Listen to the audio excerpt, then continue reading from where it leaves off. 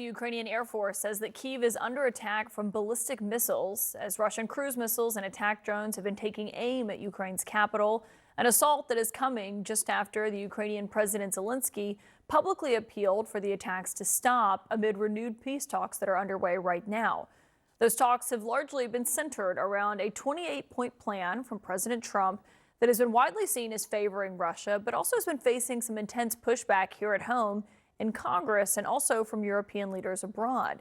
These efforts have spurred Zelensky into a thank you tour online, where we saw in the span of about an hour today, he thanked 13 different world leaders on social media. That includes President Trump personally, as he did on Sunday, after the president said that Ukraine's leaders have expressed zero gratitude for the U.S.-led peace efforts. Of course, by my colleague Daniel Dale's count, he says President Zelensky has actually thanked the United States, including Trump directly, at least 78 times since Russia invaded Ukraine in 2022. Still, the White House says they believe the president's statement is what has led to progress. The president put that statement out over the weekend, and since then, there have been very productive conversations between the president's national security team and the Ukrainian delegation. In fact, yesterday, Secretary Rubio, Special Envoy Witkoff were in Geneva, and they were able to thoroughly go through this 28-point peace plan that the United States offered with input from both the Russian side and the Ukrainian side, and they were really able to fine-tune the points. And so now there are just a couple points of disagreement that our teams continue to work through. So the president remains hopeful and optimistic that a deal can be struck. Ukraine's European allies have been pushing a counter-proposal that is more in line with what Ukraine wants to see happen here.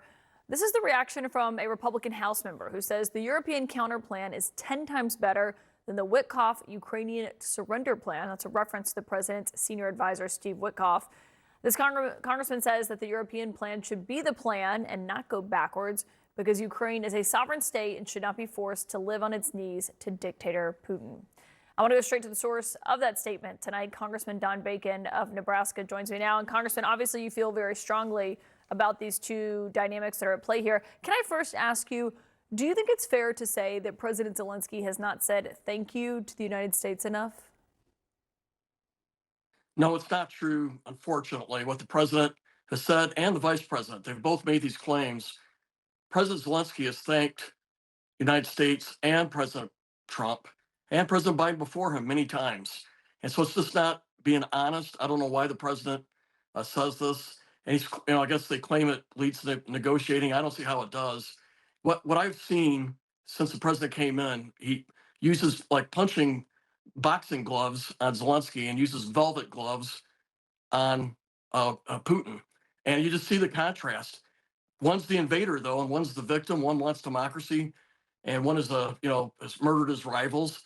I don't understand why the president keeps abusing and talking down to Zelensky, who wants to be on our side, and Putin hates us. This doesn't make sense. I'm an old Ronald Reagan guy. I believe in peace through strength. Reagan stood up to the Soviet Union or the Russians at the time. Eisenhower did. I don't know why this president can't have moral clarity on what's going on. What do you think is going to happen with these talks that are playing out? But what happened Thursday was one of the most embarrassing things I've seen while in office. I put it in the same tier of the botched withdrawal out of Afghanistan, which I thought was an embarrassment as someone who's deployed to Iraq and Afghanistan multiple times. It really bothered me. And then seeing our president like handing over the leadership of the free world and just giving it away, and not standing by a country that's being invaded that is a pro-democracy. But if you look at those 28 points that came out last Thursday, they were a surrender.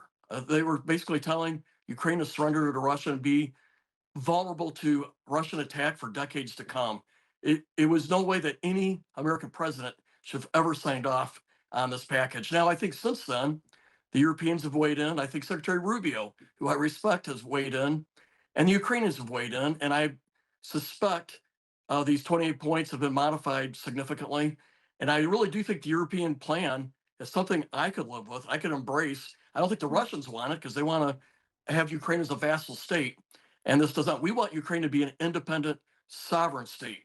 And that's not what Russia wants. So that's why we should be providing weapons to Ukraine and putting tough sanctions on Russia, because we've got to break the will of President Putin. Joining me now to talk about this, Ambassador William Taylor, former U.S. Ambassador to Ukraine. Good morning. Thank you for coming in. Thank you for having me. So there's a lot of fallout from what looked like a kind of chaotic weekend.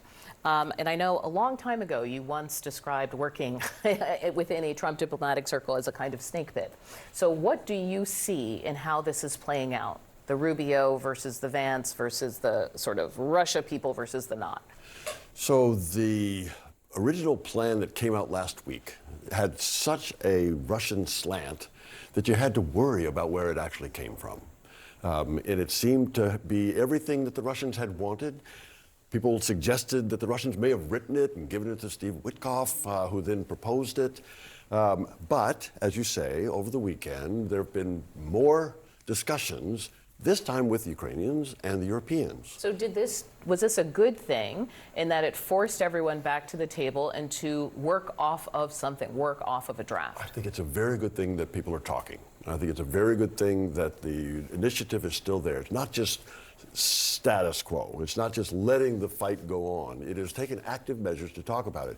And we're moving in the right direction toward an agreement, a proposal that has sovereignty for the Ukrainians, has security for the Ukrainians, and that's good for Europe and it's good for the United States. Now, So what I do you think we're mean by going in the right security? direction. This is one of the big arguments, which is how many troops can Ukraine have? How many troops is Russia okay with? Is there a gray zone? There are a lot of questions there, even about NATO status, right? Who will come to defend Ukraine if Russia comes back?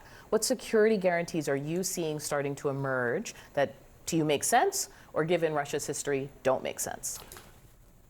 Russia's not going to like any security guarantees that we or the Europeans give to the Ukrainians. That's given. But they don't get a choice. The Russians don't get a choice in that. The security guarantee for Ukraine needs to come in the first instance from Ukrainian military. And we need to support them, equip them, train them, and that kind of business. That continues. The second part of the security guarantee is, as you say, the Europeans who are standing up. Europeans are talking about putting troops on the ground after the fighting stops to be sure exactly what you say, that the Russians don't come back. And the Americans, President Trump has talked about providing air support for that European force on the ground in Ukraine. That's a security guarantee. Another security part of the security guarantee is EU membership. That's going to be important for the EU, not NATO, but some kind of membership somewhere. NATO's still on the table. Okay. Now it's on the table. In this kind of bad Russian-oriented, Russian-slanted proposal, NATO was not on the table. It's back on the table in the current proposal. Okay, so CNN has learned that the U.S. Army Secretary Steve Driscoll is actually holding talks with Russian officials in Abu Dhabi. Russia's foreign minister, Lavrov, I think, has been accusing the U.S. and Ukraine of twisting up the original plan. He said this just a few moments ago. If the spirit and letter of Anchorage are lost in the key understandings we have documented, then of course the situation will be fundamentally different. But so far, I repeat, no one has officially communicated anything to us. Right. Exactly right. And what we said, the Russians are not going to like this. Yeah. The Russians don't get a choice about whether Ukraine joins NATO or whether the Europeans put the support into Ukraine after the fighting stops. Lavrov is of course, angry about this. Yeah. Can I ask Yeah, a question? go ahead. Ambassador, don't you think that point is going to be the most challenging one because of Trump's tendency to want to acquiesce to anything that Putin wants? Maybe, but there's another Trump tendency, which is he wants a deal. And he's going to have, if he's going to get a deal, he's going to have to put pressure on Lavrov, but in particular on Putin. What about is it true that Russia feels like they need to come to the table more now than ever because of winter coming? I mean, is that true that they're really hurting from a gas perspective, from a energy perspective? I think the Europeans have supported the Ukrainians. The Ukrainians have hit hard at the Russian energy system as well. The Russians are hitting the Ukrainians well, there's no doubt about that. But the Ukrainians have been able to hit their refining capacity, and they've also been starting to squeeze the revenues that come from Russian sales of oil and gas. And that's having an effect too. All of that is the pressure that we need to get Putin to the table.